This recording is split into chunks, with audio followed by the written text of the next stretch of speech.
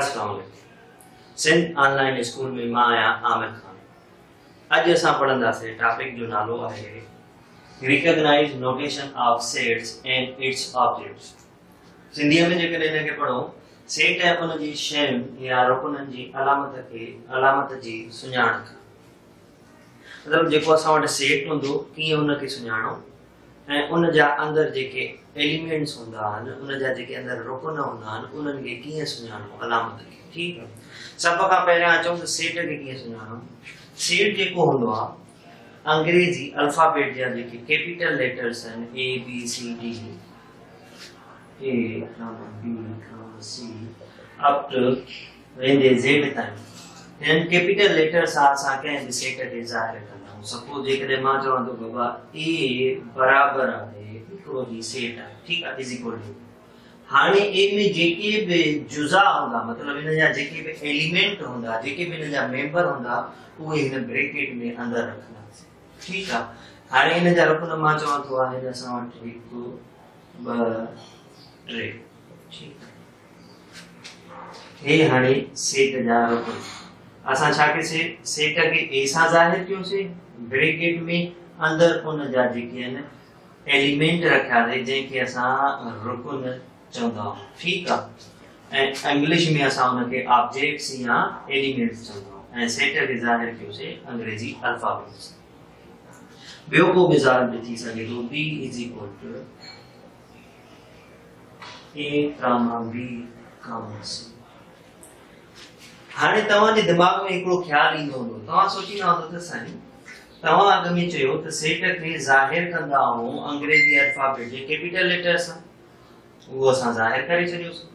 ठीकु आहे। A B वरी अंदरि तव्हां हे ए बी सी नंढी में छो लिखी आहे स्मॉल ए बी सी छो लिखी आहे त बाबा मां हिते चयो त सेट खे असां ज़ाहिर कंदा आहियूं कैपिटल लेटर सां पर उन जा जेके रुकन हूंदा उन जा जेके रुकन या शयूं या जेके एलिमेंट हूंदा उहे स्मॉल ए बी सी थींदा ए बी सी जा स्मॉल लेटर्स थींदा पर सेट हमेशा कैपिटल लेटर्स।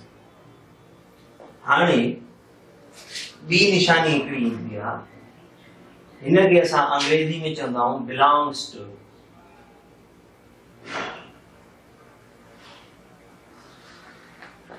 ठीकु आहे। सिंधी में असां हिनखे चवंदासीं तालुक रखणु। अंग्रेजी में असां हिनखे पढ़ंदासीं बिलोंग्स टू, सिंधी में रखंदासीं तालुक रखणु। हाणे हिकिड़ो मां एग्जांपल थो ॾियां मां चवां 1 बिलोंग्स टू माना तालुक रखे थो। हाणे लिखंदासीं सेट जो नालो कहिड़े सेट सां तालुक रखे थो ए सां थो रखे त असां हिते लिखंदासीं ए। ठीकु आहे। त हिनखे असां पढ़ंदासीं सिंधीअ में हिकिड़ो जेको आहे 1 तालुक रखे थो ए सां या 1 रुकन आहे ए जो। अंग्रेजी में पढ़ंदासीं 1 बिलोंग्स टू ए। वरी जेकॾहिं मां हीअं चवां b belongs to set b छा b तालुक रखे थो सेट b सां असां ॾिसंदासीं बा सेट b में छा b आहे हा त माना इहा कंडीशन बि सही आहे। सिंधी में पढ़ंदासीं b रुकन आहे सेट b जो। ॿियो एग्जांपल थो ॾियां मां हिते लिखां थो c बिलोंग्स टू a। बाबा c तालुक रखे थो सेट a सां या c मौजूद आहे सेट a में।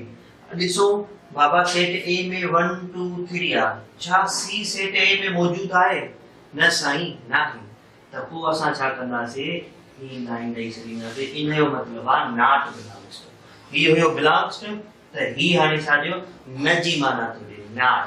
असां चवंदासीं c a में मौजूद न आहे c a सां तालुक नथो रखे c not belongs to a।